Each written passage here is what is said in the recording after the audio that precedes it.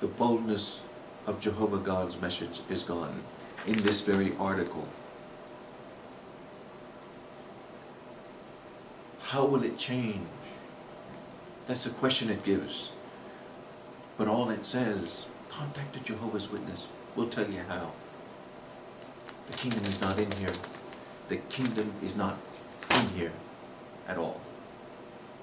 The boldness that used to be there, the fire and the zeal that used to be there by the old generation representatives of Jehovah's kingdom government. Today, the organization, the Watchtower Bible and Tract Society, is a grassroots propaganda tool for the United Nations. There is no other way to look at it. Look in all your awakes. United Nations this, United Nations that. And what it does is it slowly conditions you to believe that the United Nations is good, when it really is a tool filled with members that serve Baal and Molech and the owl out at Bohemian Grove.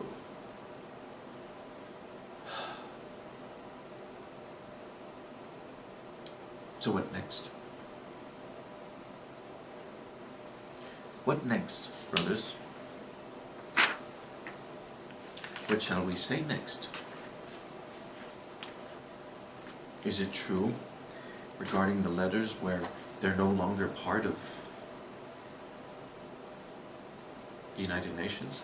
Well, first off, this is a very disgusting thing that the organization did in order to cover up their relations with the United Nations. They changed a doctrine. They said that the wild beast is no longer the United Nations. This happened in 2001, in winter of 2001 and 2002. But it didn't happen at a circuit or district assembly. It happened during an elders meeting, an emergency elders meeting that they had. And they changed the doctrine. How do I know this? Because my daughter gave a comment when the elder said, "Who is the wild beast?" My daughter said, "The United Nations." No, it's the political systems. The Watchtower Bible and Tract Society, the governing body, was slowly moving away from that doctrine. Thus, 2 Thessalonians, the man of lawlessness, the operation of error is beginning to creep in. That doctrine was removed. Well, somebody's got to gather all the nations, all the governments, and the only tool that I know Satan uses, according to the scriptures, is the United Nations. The United Nations gathers the entire political system, all governments. Is it really so innocent, after considering what we've read of ancient Jerusalem, both nations that were destroyed? We are now dealing with a crooked, twisted generation today. And there are some in there, elders, you elder kings, who know this is wrong. Do you know your God? Do you know Jehovah God? He has been left out in the cold. The constant feature has been removed. That zeal for the kingdom is gone completely. Talks are monitored. Everything is monitored. This is what occurred. When this happened and everything began to be exposed, the sons of the living God, when they came to you, they didn't come to you with kind, smooth words. They came to you as a prophet and told you what this said and how Jehovah thought of it regarding that act. Please denote this. Please understand this. The book of Daniel. When Gabriel visited Daniel, Daniel was told by Gabriel, "I am going to show you at the end of the times what will befall your people."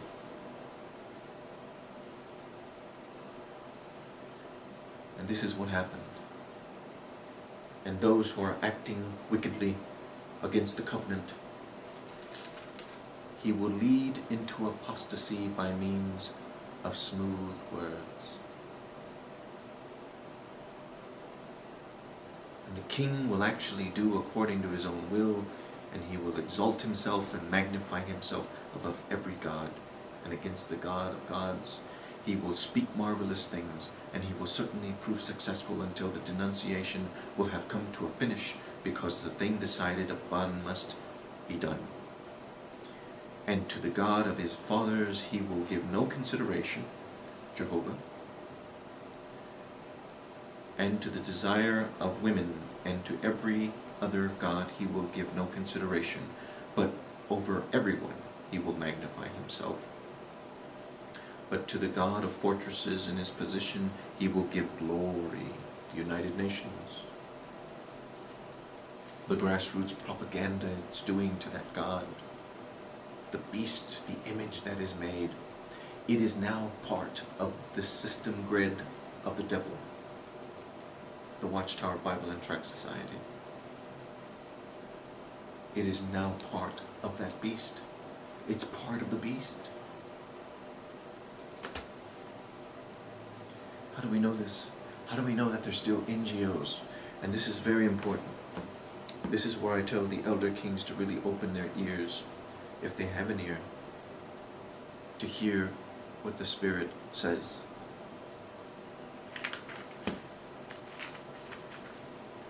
We go to Revelation chapter 17.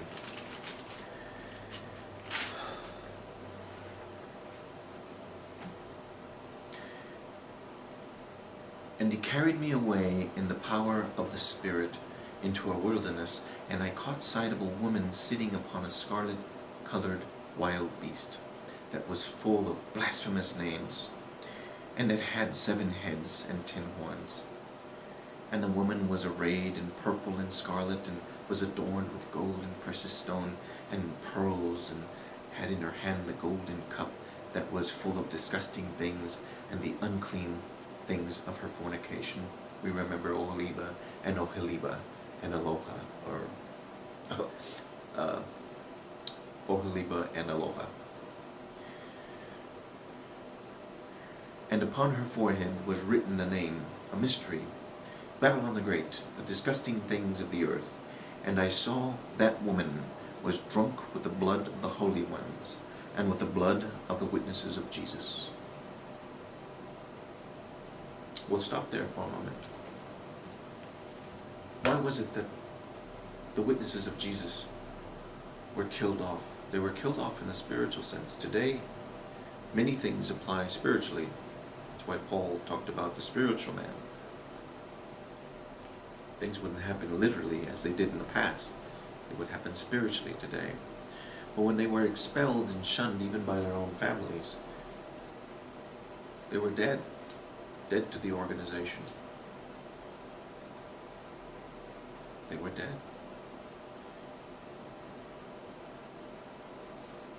So,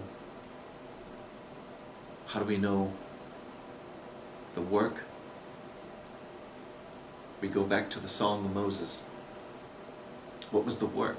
The witnesses of Jesus. What was the work that they did? Well, let's go to Revelation chapter 15. And I saw what seemed to be a glassy sea mingled with fire, and those who come off victorious from the wild beast, and from its image, and from the number of its name, standing by the glassy sea, having harps of God. And they are singing the song of Moses, the slave of God, and the song of the Lamb. The song of Moses. Who was the song of Moses dedicated to? Who was the song of Moses? Who did that apply to? It applied to Jehovah's nation. No one else. To Jehovah's nation. Think. Put on your thinking caps. I am pleading with you to put on your thinking caps. Because something is about to occur that is going to wish you would have listened, and you will be in in such turmoil and in such despair, look at this final warning as Jehovah's mercy. How do we know? Going back to Revelation 17. This is new information. Maybe somebody already has the information on the internet, one of the exiles. But from 1991 to 2001 of October, the Watchtower Bible and Tract Society was an NGO. They had affiliations with the wild beast. And then they left the wild beast. They left the United Nations. We're no longer, but you saw the letters, we're no longer part of the United Nations. However, the Awakes say otherwise. It supports the aims and the goals and the activities and makes the United Nations look like a holy organization, just about. Nothing wrong with that organization, though it belongs to worshippers of Baal, Molech, and the owl of Bohemian Grove.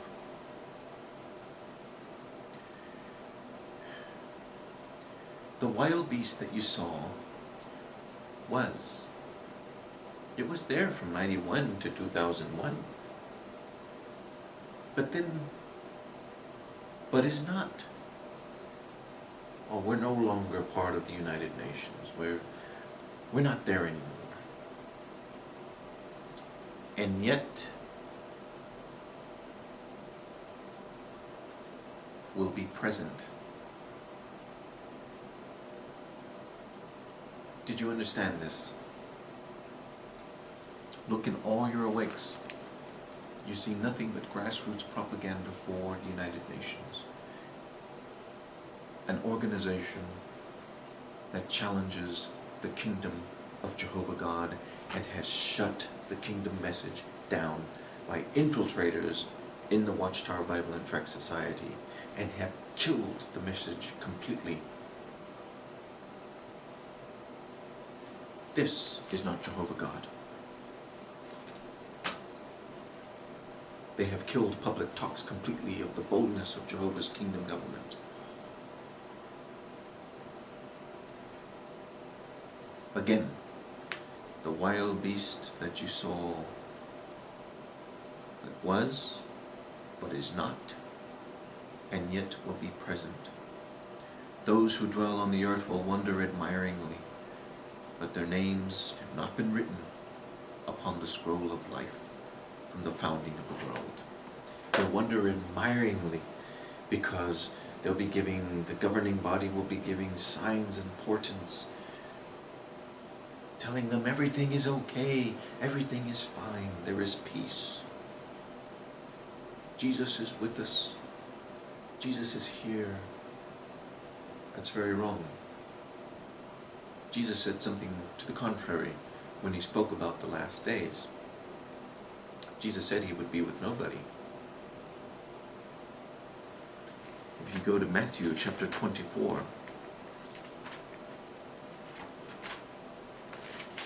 Matthew 24, and we see the signs that Jesus gives.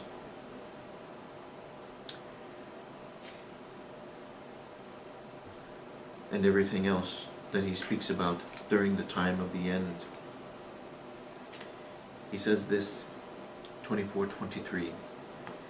Then if anyone says to you, look, here is the Christ, or there, do not believe it.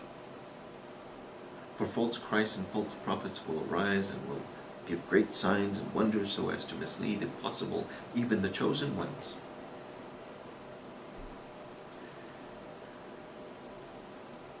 Look, I have forewarned you. Therefore, if people say to you, look, he is in the wilderness, do not go out. Look, he is in the inner chambers, do not believe it.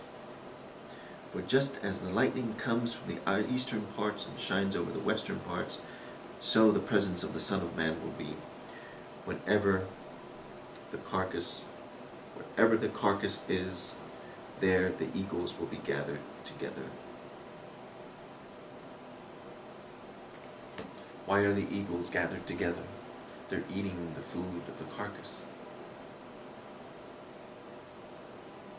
The carcass are the chosen ones that were killed.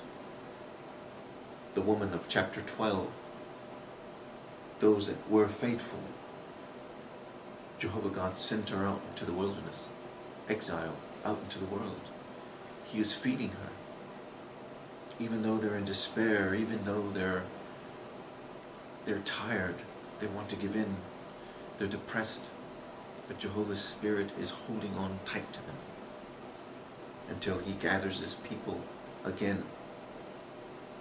First, as Peter says, God's house must be judged and executed